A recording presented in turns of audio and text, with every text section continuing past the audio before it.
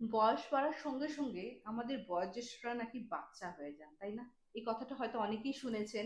এবং তারা নাকি বাচ্চাদের মতোই আচরণ করতে থাকে, পুরো ছোটবেলার মতো আচরণ করতে থাকে। এটাই তো নর্মাল, তাই না? কিন্তু সত্যিই কি সবার সাথে এরকমই হয়? ভৌতিক কোনো কারণ লুকিয়ে নেই তো তাতে? নমস্কার বন্ধুরা, কেমন আছেন আপনারা? আমি রুমকি। আজও একটি মারাত্মক ঘটনা নিয়ে চলে এসেছি। ঘটনাটা নন্দিনী বিশ্বাস পাঠিয়েছেন। ওয়েস্ট বেঙ্গলের ওয়েস্ট বেঙ্গল মানে নর্থ বেঙ্গলের বাসিন্দা, মানে পশ্চিমবঙ্গেরই বঙ্গেই থাকে ও। এবং ওর ঠাকুমার সঙ্গে, কিন্তু ওনার ঠাকুমার সঙ্গে ঘটেছিল এমন একটা মারাত্মক ঘটনা। তো যারা ভাবছেন আমার সঙ্গে, এই তো নন্দিনী দি যেমন পাঠিয়ে দিয়েছেন, আপনারা ঘটনা পাঠাতে চান তো পাঠিয়ে দিতে পারেন আমাদের হোয়াটসঅ্যাপ নাম্বার 8011006740, নতুবা আমাদের মেইল আইডি কথায় গল্প @gmail.com, নতুবা আমাদের ফেসবুক এবং ইনস্টাগ্রাম হ্যান্ডেল কথায় গল্প নামে, সেখানে পাঠিয়ে দিতে পারেন। রিকোয়েস্ট করবো দুটোকেই প্লিজ লাইক করবেন, শেয়ার করবেন এবং এপিসোডগুলিকে সবসময় শেয়ার করুন। আপনারা তো জানেনই 3 দিন চলে আসে সপ্তাহে, প্রত্যেক দিন আমি ওয়েট করে থাকি আপনাদের কমেন্টে, তো কমেন্ট করতেও ভুলবেন না, ঠিক আছে? আর তাদের জন্য যারা এই ঘটনাগুলোকে, রিয়েল ইনসিডেন্ট গুলোকে বিশ্বাস করতে পারেন না, তাদের জন্য বলবো গল্প ভেবে নিয়ে নেবেন। কারণ আমাদের কোনো উদ্দেশ্য, মানে আমাদের প্রধান উদ্দেশ্য হলো আপনাদের সেই ছোটবেলার নস্টালজিক ফিলিং ফিরিয়ে দেওয়ার। অন্ধবিশ্বাস ছড়ানোর মোটেও উদ্দেশ্য নেই, ঠিক আছে? তো বলেই দিলাম। আর আপনাদের যেমন সুবিধা আপনারা জাস্ট পাঠিয়ে দিন। আর সবসময় কিন্তু দেখবেন এরকম করে, মানে হোয়াটসঅ্যাপ নাম্বার অ্যান্ড অলসো আমাদের মেইল আইডিটা কিন্তু যেতেই থাকে, তাই তো? তো চলুন শুরু করছি। তো নন্দিনী দি বলছি, হ্যাঁ, ওনার ঠাকুমার ঘটনা। তো নন্দিনী দির ঠাকুমার জীবনটা না খুব কষ্ট করছিল। ওনার নাকি দাদু খুব ছোট, মানে ওনার বাবার আর কাকার জন্মে, তো কাকা, ছোট কাকা ধরো 6-7 বছর তখন নাকি মারা যায়, হ্যাঁ। তো ওদের পাড়াটা না, মানে এখন তো সবকিছুই ডেভেলপ, সব জায়গায় ডেভেলপ, তখন কিন্তু এতটা ডেভেলপ ছিল না। ওই ধরো আধা মাটি কাঁচা বাড়ি যেটাকে বলে, ওই রকম বাড়ি ছিল, আশেপাশে ওই রকমই মানুষ থাকতো আর কি, হ্যাঁ। তো কারোর হয়তো সাইকেল রিপেয়ারিং এর শপ আছে, কারোর হয়তো ছোটখাটো মুদিখানা, পান বিড়ি দোকান আছে, ওই রকম টাইপের, হ্যাঁ। তো যখন মানে দাদু মারা যান, যদিও বাড়ি নিজের ছিল, কিন্তু না কর্মসংস্থান বা ওই ইনকামের সোর্সটা কিন্তু বন্ধ হয়ে গেছিল। আহ নন্দিনীদির বাবা যদিও খানিকটা বড় ছিলেন, তখন ওনার বড় ছেলেকে অনেক কিছু বুঝিয়ে ঠুজিয়ে ছোট ভাইকে দেখার জন্য উনি কি করলেন, অন্য একটা পাড়ায় যেখানে সব বিত্তবান ফ্যামিলি থাকতেন, ওখানে রান্নার কাজ নিলেন, ঠিক আছে? বেশ 4-5 বাড়িতে উনি রান্নার কাজ নিলেন। এবং তাতে কি হলো, অনেকটা সুরাহ হলো। আর যেহেতু নন্দিনীদি আমাদেরকে বললেন যে আমার ঠাকুমা এতটাই মিলেনসার ছিল, মানে সবার সঙ্গে মিলেমিশে থাকতে ভালোবাসতো। আর সত্যি কথা বলতে গেলে কি, উনি তো রান্নার জন্য থাকতেন, কিন্তু ওই বাড়ির যদি কোনো কষ্ট হতো না, ধরো কাপড় মেলতে কষ্ট বা বৌদির হয়তো পা হাত বা ব্যথা করছে, উনি কাপড় মেলে ভাঁজ ঠাজ করে আসতো, মানে নিজের মতো সবাইকে মানে নিজের আপন করে নিত। তাই সবাই পরে কিন্তু আমার বাবা বা কাকার যখনই পড়াশোনায় অসুবিধা হতো, ওরা কিন্তু ইনিশিয়েটিভ নিয়েছে। যদি পয়সা কমই পড়েছে, ওরা মানে হেল্প করেছে, টিউশন ফিজ একজন বাড়ির থেকে দিত, ওই রকম ভাবে। আর সত্যি কথা বলতে গেলে হয়তো কষ্টের জন্যই আমার বাবা কাকারা কিন্তু দুজনেই বলতে পারুন কি গ্র্যাজুয়েট, বাট দুজনেই কিন্তু বিজনেস করে, চাকরি না। ওর বাবার মুদিখানার দোকান আছে, বেশ মুদিখানা বলা ভুল, ডিপার্টমেন্টাল স্টোর এখন আর কি বলতে গেলে। তো শুরুটা তো ছোট থেকেই করেছিল, মুদিখানার দোকান ছিল তখন। এবং কাকার নাকি ওই তোমার ওই গেঞ্জি ঠেঞ্জি যে হুঁশিয়ারি বলতো না, ওই রকম দোকানে একটা যে বলতো, ওই হ্যাঙ্কির থেকে ধরে সব, ওইটা নাকি তোমার ওদের স্টেশন লাগোয়া চত্বরে দোকান একটা দিয়েছিল। দুটোই বেশ ভালো চলতে চলতে এখন তো বেশ রমরমাই আর কি, হ্যাঁ। বাবা কাকারা যখন নিজের পায়ে দাঁড়িয়ে গেলেন, ঠাকুমার নাকি অনেক কষ্ট লাঘব হয়ে গেল। সত্যি তো, এরকম কৃতকর্মা ছেলে থাকলে কোন মায়েরই বা কষ্ট হয়, তাই না? তো যাই হোক, নেক্সটে যাচ্ছি। তো এরকম করে করে সবই ঠিকঠাক চলছিল। আমি বললাম ওদের পাড়াটা কিরকম ছিল। তো ওই পাড়াতেই না ওদের বাড়ির দুটো বাড়ির পর মানে সবাই আস্তে আস্তে উন্নতি করছিল, যেটার মধ্যে এই নন্দিনীদির বাবারা মানে পাকা বাড়ি সবার প্রথম বানিয়েছে, দোতলা বাড়ি বানিয়েছে। তার দুটো বাড়ি পরে আরেকজন ছিল, ওরা মাটির বাড়ি ছিল, সাইকেল রিপেয়ারিং এর শপ ছিল, হ্যাঁ। তারপর ওনার ছেলে সেটাকে টেক ওভার করে, সেও মানে বেশ ভালো মেকানিক আর কি, সাইকেল টাইকেল রিপেয়ার করে, ও বাইকের বাইকেরও কাজ শিখেছিল আর কি। তো ওই ভদ্রলোকের এক ছেলে এক মেয়ে ছিল, হাজব্যান্ড সরি ওয়াইফ ছিল, এবং ছিল মা। তো ভদ্রলোকের বাড়িতে নাকি গ্যাসের চুলা থাকলেও প্রায় সময়, যেহেতু মানে ওই পাতা ঠাতা পড়তো না, বাড়িটা তো বড় ছিল, ওইগুলি জ্বালানি হিসাবে ইউজ করতো, মাটির চুলাটা ইউজ হতো। অ্যান্ড মানে সবকিছু যদি হয়তো গ্যাস নেই, জ্বালানিও ধরাতে অসুবিধা, তো পাম্প চুলাও ছিল, ওইরকম টাইপের পাম্প স্টোভ যেটাকে বলে। ঠিক আছে। তো তখন নন্দিনীদির বিয়ে হয়ে গেছে এবং বলছে যে নন্দিনী যেটা বললেন যে আমার ঠাকুমার সঙ্গে আমার বন্ডিং কিন্তু খুব দারুণ ছিল। ইনফ্যাক্ট জানো কি, আমার যে ছোটবেলার খেলনাগুলি আমার ঠাকুমা এত যত্ন করে রেখে দিয়েছেন। আমার যে বিয়ের আগে যে স্কার্ট টপ গুলি পরতাম, বিয়ের পর বাড়িতে গেলে যদিও আমি স্কার্ট টপই স্বাচ্ছন্দ্য বোধ করতাম, কিন্তু শ্বশুর বাড়ি কুর্তা লেগিংস পরতেন আর কি। তো বলছে আমার ঠাকুমা সব যত্ন করে রেখে দিয়েছিলেন, আর ঠাকুমার কাছে উনি শুতেন, মানে ঠাকুমার প্রচন্ড নেওটা। তো এই সময় কি হয়েছে, ঠাকুমার হঠাৎ একদিন কি হয়েছে, মানে শরীর খারাপ করেছে, মানে কাইন্ড অফ স্ট্রোক আর কি। তো ওনাকে সঙ্গে সঙ্গে যেটা কাছের হসপিটাল, ওখানে অ্যাডমিশন নিয়েছে। ওই দিনই বলছে, ওই দিন ঠাকুমা সকালবেলা গেছে। আর আমি যে বললাম ওই যে সাইকেল মেকানিকের যে ঘর ছিল ওইখানে কি করেছে, ওনার তো বললাম ছেলে ছিল। তোমার সিজনটা মানে শরৎকাল গিয়ে হেমন্ত আসবে আসবে, হ্যাঁ।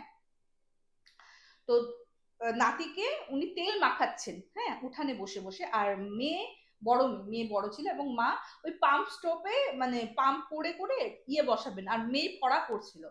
এই সময় মানে জ্বলানোর অবস্থায় ওটা এমন ভাবে ব্রাস্ট হয়েছে, আগুন ধরে যায়, এবং মা মেয়ে কিন্তু পুরোপুরি অনেকটা জ্বলে যায়।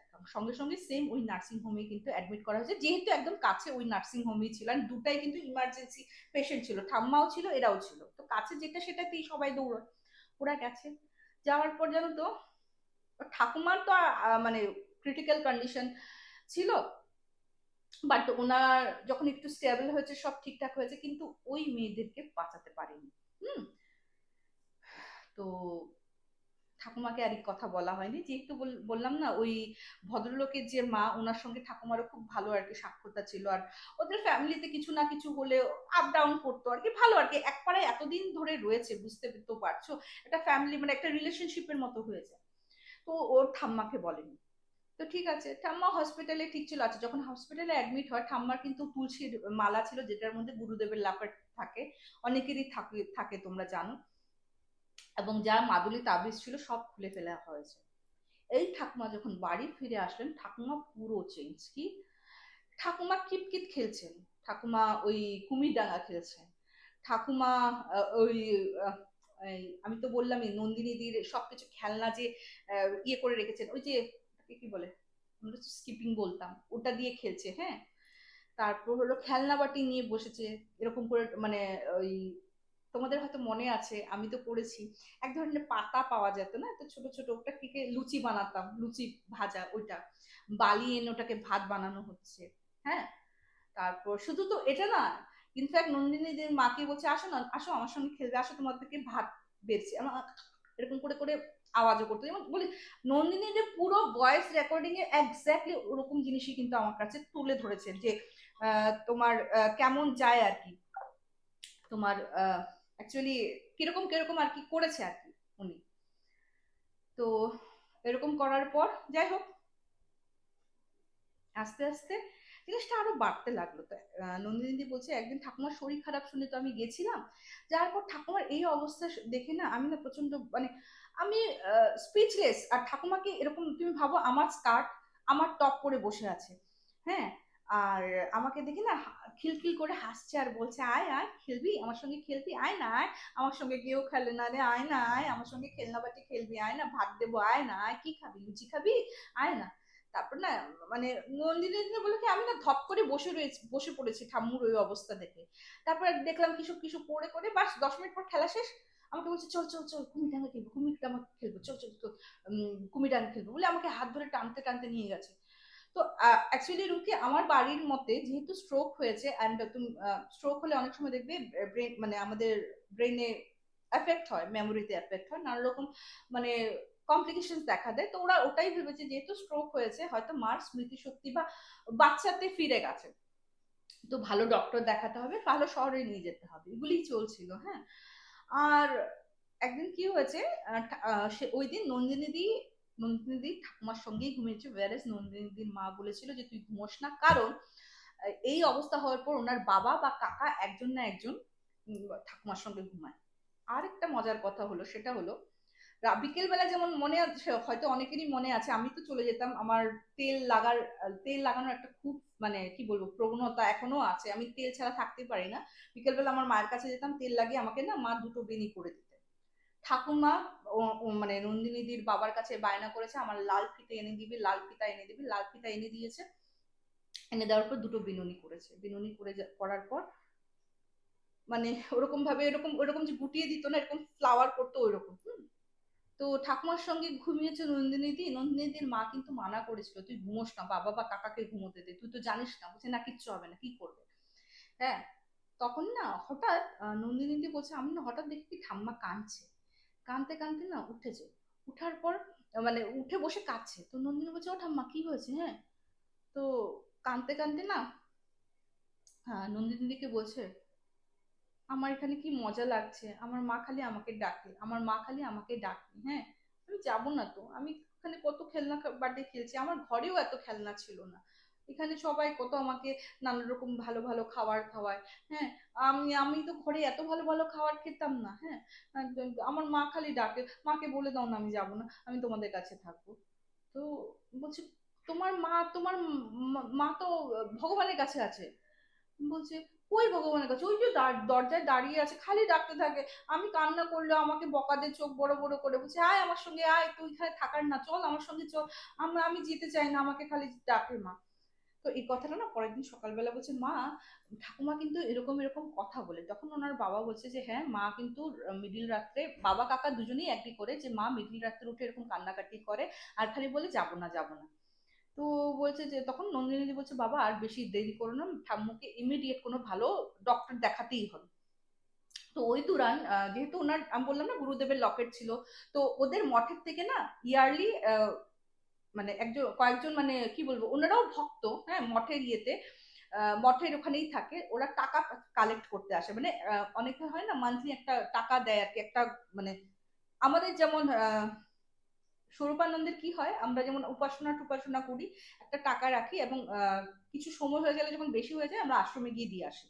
আর আমাদের যেমন আমার বাড়িতে কিন্তু আমাদের মা বাবু তো জগৎবন্ধুর দীক্ষিত ছিল, আমাদের মঠ থেকে লোক আসতো। হ্যাঁ, বছরে আসতো ওই হরিবাসরে যে টাকাটা প্রণামী উঠতো বা আমাদের ঠাকুমার যে ঠাকুরের জন্য রাখতো ওই টাকাটা কিন্তু মঠের জন্য দেওয়া হতো। তো ওইরকম নন্দিনী দি বলছে ওনাদের বাড়িতে আসতো। ওই গুরু ভাই, গুরু ভাই হবে গুরুদেব নয় কিন্তু গুরু ভাই নন্দিনীর ঠাকুমাকে দেখে বলছে যে বাবাকে বলছে এটা কিন্তু আমার অন্যরকম লাগছে, এটা কিন্তু মোটেও মানসিক কোনো বিকার মনে হচ্ছে না। তো ওনারা বললেন যে না ওনার স্ট্রোকও হয়েছে, ওটার জন্য দেখুন আর তাছাড়া বলেই তো বয়স বাড়লে মানুষ বাচ্চা হয়েছে। বলছে হ্যাঁ বাচ্চা হয়ে যায় কিন্তু এরকম বাচ্চা আমি কেউ করে না। হ্যাঁ, এটা আমার মনে হচ্ছে না আপনার, আমার মনে হচ্ছে এটা অন্য কিছু। তো বলছে যে আমি এক্ষুনি গুরুদেবকে খবর দিচ্ছি, আর গুরুদেব যেভাবে হোক আমি বলবো আসতে। তো তখন ওনারা যেহেতু গুরু ভাই এতদিন ধরে আসছেন আর ওনার মাকে খুবই স্নেহ করেন, তো ওনার বাবা এটাতে আর আপত্তি করেননি। তো গুরুদেবকে যখন সব খুলে খুলে বলছেন, তো তখন গুরুদেব ওনাকে অনেক রকমের প্রশ্ন করছেন যে আচ্ছা ইয়ে কেমন করে ঠাকুরের নাম নেয় জপ করে। বলছেন না ও তো বাচ্চা মেয়ে, সব বাচ্চাদের মতো খেলাধুলা করে সবকিছু এরকম এরকম উনি করছেন। হ্যাঁ, ওনাকে তো আপনি দেখলেও চিনতে পারবেন না, সেই আগের ইয়ে মানে আমাদের গুরুবনের সঙ্গে এখন গুরুবনের মধ্যে অনেক তফাৎ। তো গুরুদেব বললেন যে ঠিক আছে তুমি থাকো, আমি তৎকালে টিকিট করে এক্ষুনি আসছি।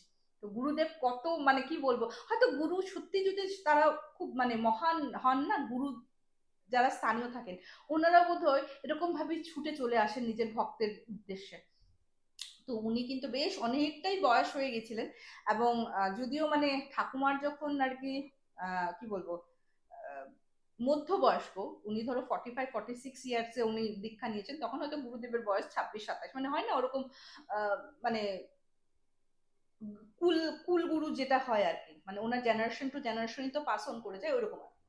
তো যাই হোক উনি এসছেন, আসার পর তো তখন তো উনি গলায় দেখে তুলসীর মালা নিয়ে বলছে তুলসীর মালা এক্ষুনি পরাও, গুরুদেবের লকেট দেওয়া তুলসীর মালা, মানে ওনার যে গুরু ওই গুরুদেবের লকেট, উনি কিন্তু নিজের লকেট নিজের কোনো ফটো ধারণ করতে দিতেন না, ওনার যে অ্যানচেস্টার ওনারই সবার লকেট থাকতো, যদিও দীক্ষা উনিই দিতেন। তো যখন তুলসীর কণ্ঠ পড়াতে যায় ও তো চিৎকার না না পড়বো না পড়বো না, এটা জ্বালা করবে, আমি পড়লেই জ্বালা করবে। হ্যাঁ, সেদিন পড়াতে এসেছিল আমার যে জ্বালা করেছে দেখো গলার মধ্যে দেখো দাগ পড়ে গেছে, আমার প্রচন্ড জ্বালা করবে। তখন গুরুদেব বললেন যে না এই জিনিসটা ঠিক ওরকম হচ্ছে না। তো গুরুদেব অনেক রকমের পুজো পাঠ করে উনি তোমার নাম জপ করে ইয়ে করে তারপরে জিজ্ঞেস করছি যে তুমি তোমার অ্যাকচুয়াল বাড়ি কোথায় গো মা। তো বলছে কেন, ওই যে 2 বাড়ি পরে।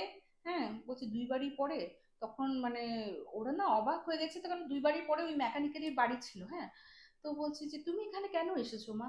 বলছে আমি তো আসতে চাইনি। হ্যাঁ, আমি আসতে চাইনি, আমি তো আমার মায়ের সাথে রান্নাঘরে ইয়ে করছিলাম, পড়াশোনা করছিলাম, মা রান্না করছিল। তারপর কি জোরে একটা আওয়াজ হলো, তারপর না আমার পুরো গাটা জ্বলে গেছে। তারপর দেখি এই ঠাম্মি। তা আমি না, ঠাম্মি ঘুমিয়ে আছে, আমি ঠাম্মিকে ডাকতে ডাকতে আমি কিভাবে যে ঠাম্মির কাছে চলে আসলাম। তারপর দেখি ঠাম্মি, আমি যা চাই ঠাম্মির মধ্যে দিয়ে আমি সব করতে পারি। আমার যা খেতে ইচ্ছে করে আমি আহ, আমি ওদেরকে বলি, ওরা আমাকে করে দেয়, আমি খেতে পারি, আমি খেলি। হ্যাঁ, আমি রান্নাবাটি, এদের কাছে অনেক রান্নাবাটি আছে, আমার ঘরেও তো এত রান্নাবাটি ছিল না। হ্যাঁ, আমি অনেক কিছু খেলি, আমার খুব ভালো লাগে।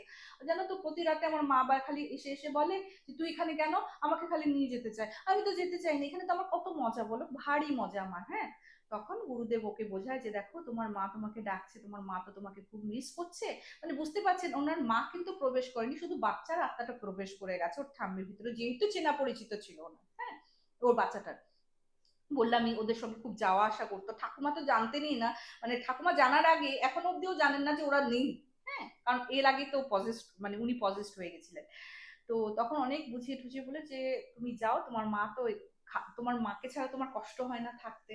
বলছে কষ্ট তো হয়, বলছে তোমার মারও তো কত কষ্ট হচ্ছে, তুমি তো খুব মজায় আছো, তোমার মার কত কষ্ট হচ্ছে ভাবো।